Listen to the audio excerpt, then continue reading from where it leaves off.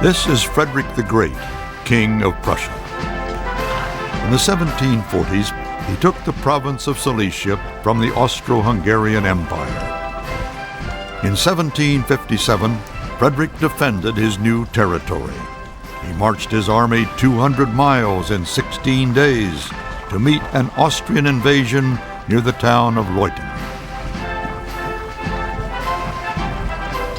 Outnumbered 2-1, Frederick used a tactic that became his hallmark.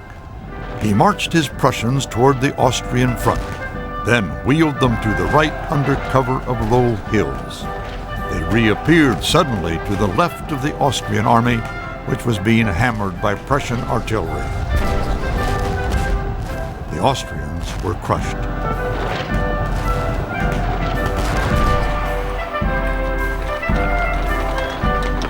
All of Prussia celebrated the great victory.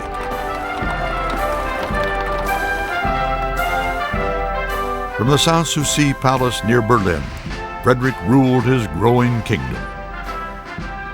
The army Frederick created was unmatched by any in Europe.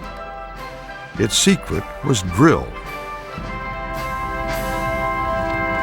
Today, drill seems purely ceremonial, but on the 18th century battlefield, it meant the difference between life and death. Men who can march precisely in time and change direction and speed as one on the parade ground can do the same in battle. This is exactly what Frederick had his troops do at Leuthen. They changed direction while hidden from the Austrians, then reappeared where least expected.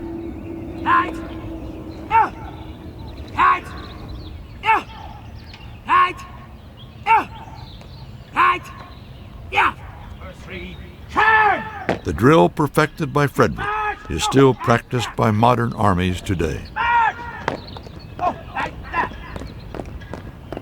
Frederick's tactics at Leuthen were a masterpiece of precise battlefield maneuver, but they were achieved at a cost. The tactics of 18th century gunpowder armies required men to perform drill in a very rigid and methodical way, and in a sense they had to be beaten into it. There's a famous phrase of Frederick's that the men must be more frightened of their officers than they are of the enemy, and I think Frederiциan discipline was very severe indeed.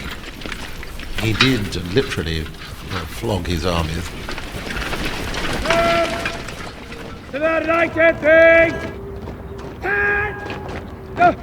With his ruthlessly disciplined army, Frederick took on Austria, Sweden, Russia, and France.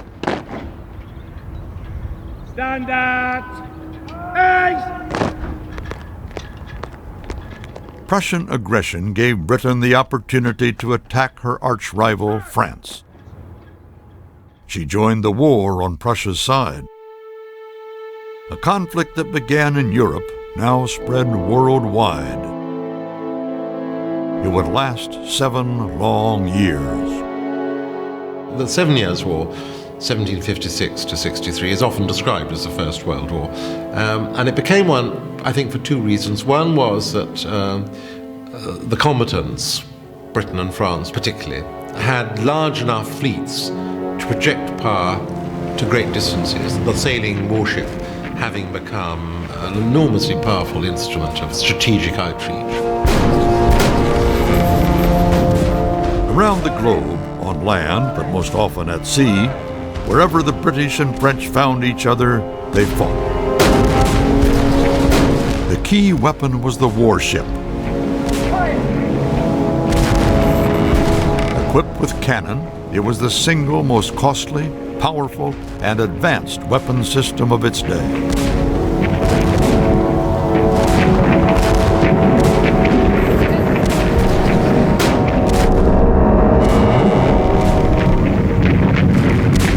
These were floating fortresses. A single warship carried as much firepower as an entire army.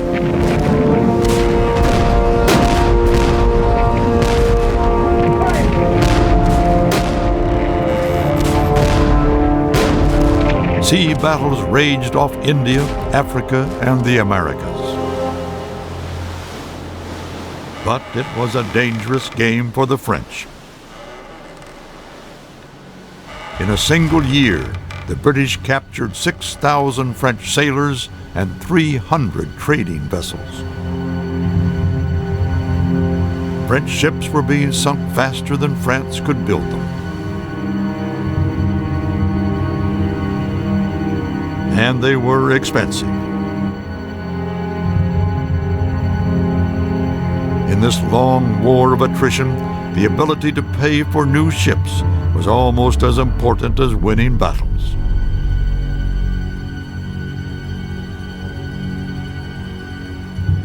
Here Britain had the advantage. As an island nation, she spent most of her defense budget on ships, and Britain was wealthy, the world's most successful trading nation. By the mid-18th century, the British Royal Navy had built 300 vessels, worth $2.5 billion at today's prices. The French, with a large and costly land army to support, couldn't compete in shipbuilding. And the more ships Britain made, the more powerful she became, protecting her trading interests, fighting off rivals, and claiming more colonies. This created yet greater wealth.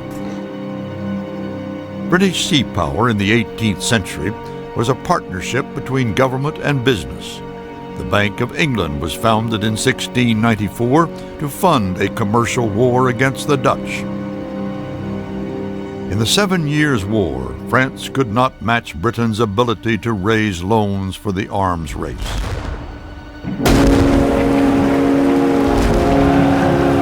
The British Navy won victory after victory over the French. By the end of the 7 Years' War, Britain had overwhelmed the French Navy.